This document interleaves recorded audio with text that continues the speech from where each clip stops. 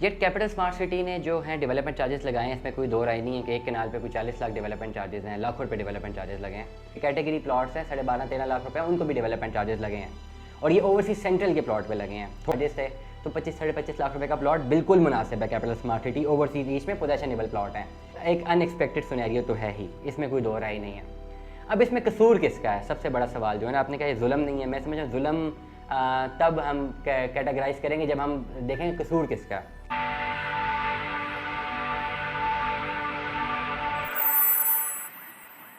अच्छा, तो भी आपसे मेरा एक सवाल है, ये जो कैपिटल स्मार्ट सिटी ने डेवलपमेंट चार्जेस इतने ज़्यादा बढ़ा दिए हैं, ये क्या जुल्म नहीं है?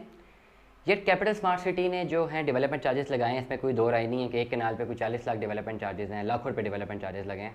और इसके साथ साथ खाली ये भी बता दूं, खाली डेवलपमेंट चार्जेस नहीं है, जिनके कैटेगरी प्लॉट्स हैं 12.5-13 लाख रुपए, उनको भी डेवलपमेंट चार्जेस लगे हैं और ये ओवरसीज सेंट्रल के प्लॉट पे लगे हैं। थोड़ा सा मिक्स लोग कर रहे हैं, ओवरऑल तमाम प्लॉटों पे नहीं लगे। ओवरसीज सेंट्रल के प्लॉट्स में जो है ना इतने मैसिव डेवलपमेंट चार्जेस लगे हैं और ये अनएक्सपेक्टेड थे। वेरी स्ट्रेट फॉरवर्डली मैं भी अनएक्सपेक्ट कर रहा था कि इतने ज़्यादा डेवलपमेंट चार्जेस नहीं हो सकते थे, लेकिन लगे हैं। और इसके 3-4 रीजंस हैं। पहली बात तो मैं ये चीज़ दुरुस्त करता चलूँ कि ओवरसीज सेंट्रल के प्लॉट्स पे थे डेवलपमेंट चार्जेस लगे हैं और ये अभी आके लगे हैं।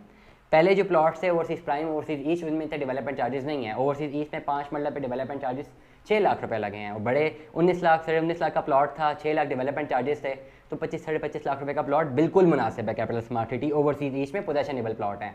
इसी तरह अगर हम 10 मरले की बात करते हैं तो 12.5 लाख डेवलपमेंट चार्जेस लगे हुए हैं, 17 लाख भी लगे हुए हैं टू सम एक्सटेंट, लेकिन पुराने प्लॉटों में 12.5 लाख रुपए लगे हुए हैं। तो इतने ज़्यादा ये नहीं कि सब प्लॉटों में जो है लगे, लेकिन ओवरसीज सेंट्रल जो है ना उसमें जो है ये डेवलपमेंट चार्जेस काफ़ी ज़्यादा हैं। इसको डिफेंड नहीं किया जा सकता, एंड यूज़र के लिए तो बिल्कुल नहीं किया जा सकता। जिसने 62,10,000 का प्लॉट बुक कराया, अब उसमें 40 लाख उसको डेवलपमेंट चार्जेस लग गए हैं। वो तो समझ रहा था उसने 62 लाख का प्लॉट बुक करवाया, तो समझ 1 करोड़ का प्लॉट उनको पड़ेगा, टैक्स वगैरह डाल के 1 करोड़ 7 लाख 9 लाख 10 लाख रुपए का पड़ जाएगा। तो एक अनएक्सपेक्टेड सिनेरियो तो है ही, इसमें कोई दो राय नहीं है। अब इसमें कसूर किसका है, सबसे बड़ा सवाल जो है ना, आपने कहा जुल्म नहीं है, मैं समझ जुल्म तब हम कैटेगराइज करेंगे जब हम देखेंगे कसूर किसका है। क्या कसूर कैपिटल स्मार्ट सिटी का है? अब बहुत सारे लोग बोलेंगे जी उनको डिफेंड करता, बाय बुक चलते हैं ना, बाय बुक लिखा होता है उन्होंने कि जी डेवलपमेंट चार्जेस जो हैं, दो चीज़ें स्मार्ट सिटी के, आप पढ़े ना ज़रा जाके उनके ब्रोशर्स पढ़ें तो उसमें लिखा होता है कि जो पेमेंट प्लान आ रहे हैं उसमें ये भी लिखा हुआ है कि जी पेमेंट प्लान किसी वक्त चेंज भी कर सकते हैं, और ये भी लिखा हुआ है डेवलपमेंट चार्जेस वो अपनी मर्जी से इम्पोज भी कर सकते हैं। आप उनकी टर्म्स एंड कंडीशंस पढ़ें। तो जहाँ तक ये बात है, कोई बंदा बोले जी मैंने पढ़ा नहीं था और मैंने अपनी बुकिंग कर दी, मुझे तो पता ही नहीं था, तो इसमें उनका तो कसूर नहीं ना जो बुकिंग करवा के दे, उन्होंने तो लिखा हुआ है, बेशक छोटा सा लिखा हुआ है, लिखा तो हुआ है। अब जिन्होंने नहीं पढ़ा उनका कसूर है, प्लस सबसे बड़ा कसूर रियल एस्टेट कंसल्टेंट का है जो बेच रहा था, उसको एक चीज़ बतानी चाहिए थी पहले से। बहुत सारे रियल एस्टेट कंसल्टेंट मैं जानता हूँ, हम भी बताते हैं लोगों को जी डेवलपमेंट चार्जेस बाद में आएंगे और अच्छे खासे आएंगे, मैं तो आज भी कहता हूँ बहुत ज़्यादा आते हैं, ठीक है, 2-2 लाख रुपए पर मरला मैं आज भी कहता हूँ आ सकते हैं, ठीक है, अभी भी 2 लाख पर मरला ही आए। तो रियल एस्टेट एडवाइज़र जो है कंसल्टेंट, जब आप किसी से फाइल ले रहे होते हैं तो उसका ही की जिम्मेदारी है कि वो आपको बता दे कि भाईजान ये डेवलपमेंट चार्जेस हमें भी नहीं पता कितने आने हैं, ठीक है, ये बहुत ज़्यादा भी हो सकते हैं, बहुत कम भी हो सकते हैं, कल को ये जहन में रखना कि हो सकता है ज़्यादा भी हो जाए। जब आप ये बात कम्युनिकेट कर देते हैं ना एंड यूज़र को, तो फिर बाद में वो नहीं कह सकते मेरे साथ आती हुई है।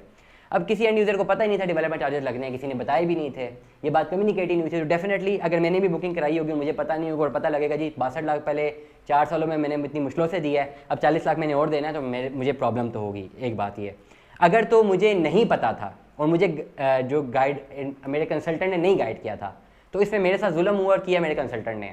मैं ये समझता हूँ स्मार्ट सिटी ने जब सारी चीज़ें अपनी टर्म्स एंड कंडीशंस दे दी हुई हैं तो उनको पढ़ लेना, अगर नहीं पढ़ते तो आपका कसूर है। बहुत सारे लोग कहते हैं हमने नहीं पढ़ा ही नहीं था, आपका कसूर है, मेरा कसूर तो नहीं है। हम भी बुकिंग करते हैं, मैं 10 दफ़ा तो टर्म्स एंड कंडीशंस पढ़ता हूँ, तो हम भी बुकिंग करते हैं तो हर चीज़ बताते हैं और ख़ुद भी देखते हैं। अभी देख ले भी हमने एक जगह जाना है और अभी सुबह में इनसे वेंचर एक साइन करके, नया वेंचर हमारा साइन हो, इंशाल्लाह हमारी ऑडियंस को भी पता लगेगा। तो सब कुछ करने के बाद, हालांकि इतना बेहतरीन रिलेशन था उनके पास, हर बात उन्होंने मेरी आजमानी है। सुबह में कल भी उनके जो रिप्रेजेंटेटिव थे उनके साथ मैं राब्ते में था, आज हमने एक वेंचर साइन किया, अभी आपको उसको वहीं पर लेके जा रहा हूँ। तो कहने का मतलब ये कि इतना अच्छा रिलेशन था उनके साथ, सारा काम भी हो गया, जो चीज़ें मैंने कम्युनिकेट की वो भी हो गई, लेकिन जब साइन करने की बारी आई टर्म्स एंड कंडीशंस, 4 पेजेस का वो था टर्म्स एंड कंडीशंस, और मैंने सारी की सारी पढ़ी है। अभी मेरे बैग में होगी, मैंने यहाँ पे भी रखनी भी है, वो सारी मैंने सारी की सारी पढ़ी है। हालांकि सब कुछ उन्होंने बता दिया, वो सारी चीज़ें बता दी, फिर भी मैंने टर्म्स एंड कंडीशंस पढ़ी कि यार मैं साइन कर रहा हूँ, कल को कोई ऐसी चीज़ तो नहीं है कि कल को मेरे खिलाफ चली जाए। तो ये चीज़ें जो हैं मैं समझता हूँ कि स्मार्ट सिटी के जो एंड यूज़र हैं उनको समझनी चाहिए, ठीक है, कि जब भी आप बुकिंग करवाएं तो टर्म्स एंड कंडीशंस पढ़ें।